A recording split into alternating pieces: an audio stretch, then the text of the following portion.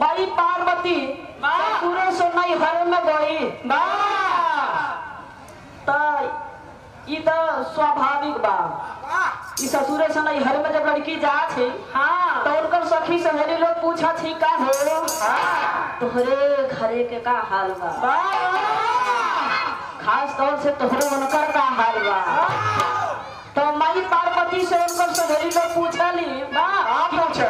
इतना देर से हम सब बतावत हई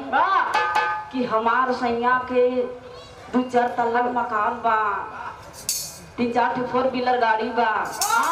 लेकिन तोहार सैया के का हाल बा हो बहुत नेक रहे बौरा हो अच्छा बा हम कही तो ही ना मालूम बा बाबा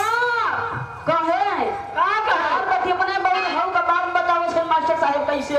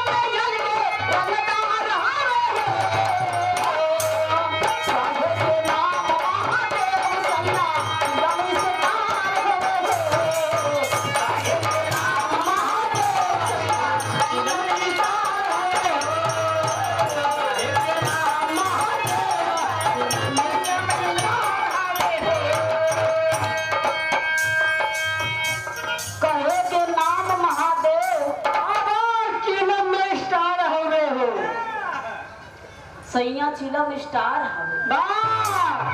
क्यों सुपर स्टार होता और क्यों फिल्म स्टार होता बगरहाउस चिलम स्टार कि सैया के कपड़वा हवे मिर्गा के